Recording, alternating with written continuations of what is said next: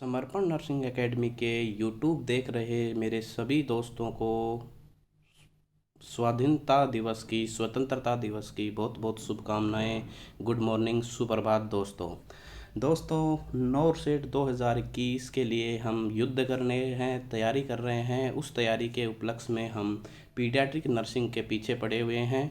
उसके क्वेश्चंस हम सोल्व कर रहे हैं। उसके जो क्वेश्चंस प्रीवियस एग्ज़ाम्स में जो क्वेश्चंस आए हुए हैं उनका अपन डिस्कशन कर रहे हैं कि किस प्रकार से क्वेश्चन पूछा जा रहा है, किस प्रकार से उनके आंसर हो रहे हैं, दे रहे हैं हम। तो दोस्तों, आज अपन ने अभी तक के जो सेशन में हमने पीडियाट्रिक नर्सिंग के ग्रोथ एंड डेवलपमेंट के जो सेशन थे, क्वेश्चन थे, वो हमने कंप्लीट कर लिए हैं। और आज जो है हम शुरुआत कर रहे हैं चाइल्ड हेल्थ नर्सिंग जो सब्जेक्टिव जो क्वेश्चन है, मतलब इंट्रोडक्शन पार्ट में जो है ग्रोथ एंड डेवलपमेंट है। उसके बाद में जो मेन पार्ट जो आता है, मेन सब्जेक्ट का पार्ट जो आता है, जहाँ से इंट्रोडक्शन पार्ट शुरू होता है, उसके बाद में जो सिस्टमेटिक पीडियाट्रिक स्टार्ट हो जाती है, सिस्टम वाले क्वेश्चंस आएंगे। तो आज अपन जो आज के सेशन की जो शुरुआत कर रहे हैं, चाइल्ड हेल्थ नर्सिंग के इंट्रोडक्शन पार्ट से लेके शुरुआत कर रहे हैं। तो अपन अलग सिरे से शुरुआत कर रहे हैं क्वेश्चन नंबर 1 के साथ में। तो चलिए देखिए question number 1, child's participation in decision making process about health care is term as. देखिए दोस्तों, हम जानते हैं कि कोई भी ट्रीटमेंट अपन करते हैं, कोई सर्जरी अपन करते हैं, तो किसी भी पेशेंट का अपन कंसेंट लेते हैं। तो यहाँ पे भी अगर चाइल्ड का पार्टिसिपेशन है डिसीजन मेकिंग प्रोसेस में, हेल्थ केयर में, तो उसको क्या टर्म देंगे। तो ऐसा टर्म जैसे अडल्ट में तो हम इसको यूज ले लेते हैं कंसेंट। दोस्तों, अडल्ट में क्या लेते हैं, कंसेंट। अगर उसकी उसकी मर्जी पूछी जाती है उसकी, कि वो उसमें इच्छुक है कि नहीं है, उसमें पार्टिसिपेट करना चाहता है कि नहीं करना चाहता, वो बोलते हैं कंसेंट। ठीक है। तो यहाँ पे चाइल्ड अगर पार्टिसिपेट कर रहा है डायग्नोसिस में या डिसीजन मेकिंग प्रोसेस में, या जो उसकी हेल्थ इश्यूज़ है उसको ट्रीटमेंट में, उसकी केयर करने में, तो उसको क्या बोलेंगे। तो यहाँ पे नीचे दिए गए ऑप्शंस हैं। ऑप्शन ए है कोलेजियलिटी, एडवोकेसी, इथिक्स एंड असेंट। तो यहाँ पे जो सही आंसर है दोस्तों, वो होगा असेंट। असेंट, जैसे कंसेंट होता है वैसे ही असेंट होता है। जैसे माइनर जो बच्चा होता है, जैसे 18 साल से नीचे का जो बच्चा होता है, उसका जो पार्टिसिपेशन अगर है ट्रीटमेंट केयर में, तो उसको बोलते हैं असेंट। और अगर 18 साल से ऊपर या अडल्ट का जो है पार्टिसिपेशन है, उसको बोलेंगे कंसेंट। तो यहाँ पे करेक्ट ऑप्शन जो जाएगा, ऑप्शन जाएगा डी, असेंट बोलेंगे उसको। अगला जो क्वेश्चन है, question number 2। Question number 2, 2 number है दोस्तों, यहाँ पे मिस प्रिंट हुआ है इसलिए 3 दिख रहा है आपको। तो 2 नंबर क्वेश्चन है, the major causes for childhood illness is. Childhood illness के लिए जो मेजर क्योज है वो क्या हो सकता है, infection, accidents, mall nutrition and infestation.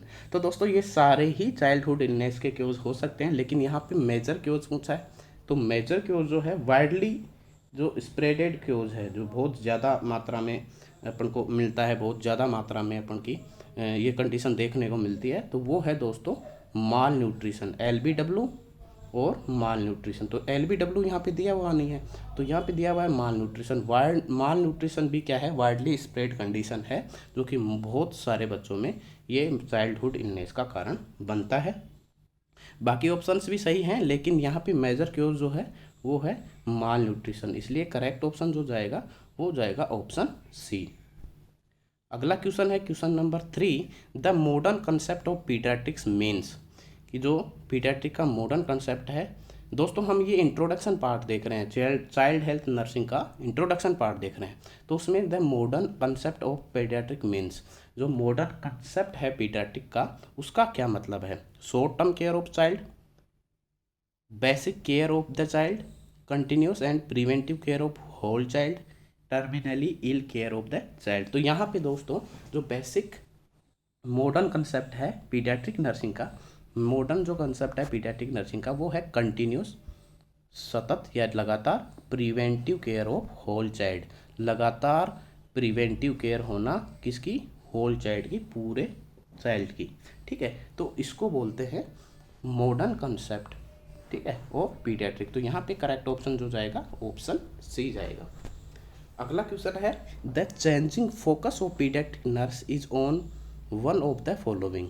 कि जो पीडियाट्रिक नर्स है उसका चेंजिंग जो फोकस है वो क्या है नीचे दिए गए ऑप्शंस में से। तो पहला ऑप्शन है disease centred care, special care during third trimester of pregnancy and only care of sick child in hospital and child centred care with in family perinatal care with advice and prevention health promotion and follow of the children. तो यहाँ पे जो changing focus है जो अभी change हुआ है, changing focus का मतलब हाल ही में चेंज हुआ है मॉडर्न तरीके से, तो यहाँ पे जो है वो है child centred with in family perinatal with advice and prevention health promotion and follow up of children. तो यहाँ पे देखिए दोस्तों, जो चेंजिंग कंसेप्ट है यहाँ पे है चाइल्ड सेंटर, मतलब चाइल्ड की केयर कर रहे हैं तो उसकी फैमिली को हम इंक्लूड कर रहे हैं, ठीक है, उसकी फैमिली को इंक्लूड कर रहे हैं। साथ में perinatal care with advice of prevention, की फैमिली को एडवाइस कर रहे हैं कि जैसे ये डिजीज अगर हो सकती हैं तो उसका प्रिवेंशन कैसा हो, हेल्थ का प्रमोशन, हेल्थ प्रमोशन कैसा हो, और फॉलो अप द चिल्ड्रंस का फॉलोअप, जैसे अगर कुछ दिक्कत आती है, कोई प्रॉब्लम आती है तो बार बार उसको फॉलोअप करवाना। तो ये यहाँ पे जो है चेंजिंग फोकस रहेगा। यहाँ पे डी ऑप्शन जो है करेक्ट ऑप्शन रहेगा। अगला क्वेश्चन है hospital procedures for a child are. Hospital procedures हैं चाइल्ड के लिए, वो क्या हैं? The same in each hospital, सभी अस्पतालों में सेम होता है। Different in basic principle from those of for adult, कि अडल्ट में अलग प्रिंसिपल होंगे और चाइल्ड में अलग प्रिंसिपल होंगे। Entirely different for each age group, सभी एज ग्रुप के लिए अलग अलग होंगे। या फिर the same principles as the those for adult. तो यहाँ पे करेक्ट ऑप्शन यहाँ पे क्या रहेगा? डी रहेगा। क्यों रहेगा? क्योंकि जो हॉस्पिटल प्रोसीजर है वो सभी के लिए सेम होता है, जो अडल्ट के लिए होता है वो ही चाइल्ड के लिए होता है। तो इसमें कोई डिफरेंस नहीं होता है किसी भी प्रकार का। हर एक हॉस्पिटल में, चाहे कोई सी भी हॉस्पिटल हो, किसी भी प्रकार की हॉस्पिटल हो, उसमें जैसे अडल्ट का प्रोसीजर होता है वैसे ही चाइल्ड का प्रोसीजर भी होगा। तो यहाँ पे करेक्ट ऑप्शन जो है वो होगा डी। अगला क्वेश्चन है minimum area provided to infant into hospital. Hospital में इन्फेंट को मिनिमम एरिया प्रोवाइड किया जाता है, तो कितना किया जाता है? तो वहाँ पे किया जाता है दोस्तों 100 स्क्वायर फीट या फिर 10 मीटर स्क्वायर, 100 स्क्वायर फीट या 10 मीटर स्क्वायर। तो यहाँ पे करेक्ट ऑप्शन जो है option B. Which is the best shape for paediatric ward. Paediatric ward का बेस्ट शेप कैसा होना चाहिए? तो हम जानते हैं पीडियाट्रिक वार्ड का बेस्ट शेप जो होता है वो स्क्वायर शेप होता है, ठीक है। यहाँ एक करेक्ट ऑप्शन क्या होगा? स्क्वायर शेप होगा। तो यहाँ पे स्क्वायर बी में लिखा है, बी में यहाँ पे करेक्ट ऑप्शन है, इसलिए करेक्ट ऑप्शन बी रहेगा, स्क्वायर शेप होगा, ठीक है। तो चलिए अगला क्वेश्चन है optimum temperature of paediatric ward. ये बेसिक क्वेश्चन है जो इंट्रोडक्शन में, कि पीडियाट्रिक वार्ड क्या होगा, पीडियाट्रिक नर्सिंग क्या है, पीडियाट्रिक्स क्या है, उसमें पीडियाट्रिक वार्ड में किस प्रकार की केयर दी जाती है, पीडियाट्रिक्स में कैसी केयर दी जाती है, प्रोसीजर क्या है, टेम्परेचर क्या है, ठीक है, एयर वेंटिलेशन किस प्रकार का है, ठीक है। तो ये सब क्वेश्चंस पूछे जाएंगे इंट्रोडक्शन में। तो optimum temperature of paediatric ward should be, तो कितना होना चाहिए? तो 28 डिग्री ऑप्टिमम टेम्परेचर होना चाहिए, ठीक है। तो यहाँ पे सी करेक्ट ऑप्शन रहेगा। अगला जो क्वेश्चन है the number of nurses required for 16 bedded paediatric ward according American Academy of paediatrics ACP के according, American academy AAP, American Academy of paediatric AAP के अकॉर्डिंग जो है वो 16 बेडेड पीडियाट्रिक वार्ड में कितने नर्सों की ज़रूरत होगी?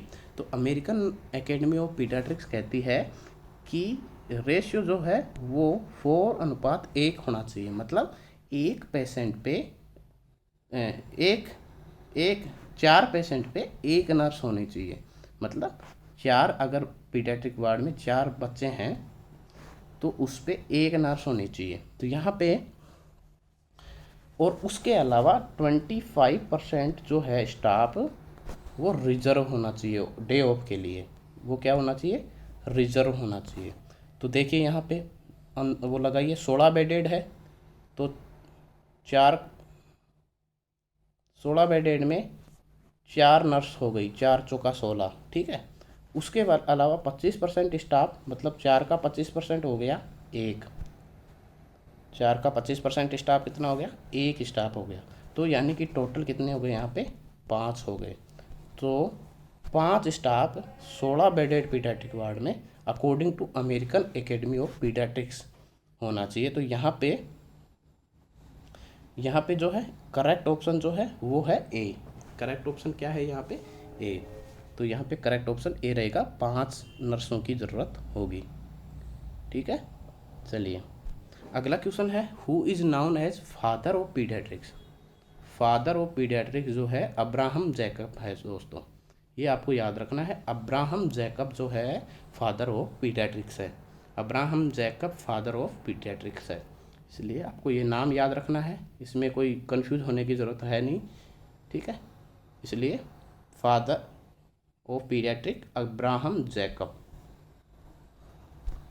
The disease that occurs due to the defect in genes, disease that occurs due to the defect in genes of one or other parent, parent के जीन में डिफेक्ट है उसके वजह से डिजीज़ है। And transmitted to offspring is known, एक disease है जो जीन में डिफेक्ट डिजीज़ है, जीन में डिफेक्ट डिजीज़ है, जेनेटिक डिजीज़ है, जो कि एक पेरेंट से बच्चे में या संतान में ऑफस्प्रिंग में आ रही है। तो इसको क्या कहेंगे, ये डिसऑर्डर कैसा कहलाएगा, कंजेनाइटल, एलर्जिक, हेरिडेटरी या ऑर्गेनिक। तो यहाँ दोस्तों जेनेटिक डिसऑर्डर है या हेरिडेटरी डिसऑर्डर है ये, क्योंकि एक पीढ़ी से दूसरी पीढ़ी में आने वाला डिसऑर्डर या डिजीज़ जो है वो हेरिडेटरी डिजीज़ कहलाता है। इसका आधार होता है जीन, जीन का डिस्टर्बेंस इसका आधार होता है। तो इसलिए करेक्ट ऑप्शन यहाँ पे सी रहेगा। करेक्ट ऑप्शन क्या रहेगा यहाँ पे, सी ऑप्शन करेक्ट रहेगा, हेरिडेटरी डिजीज कहलाएगी।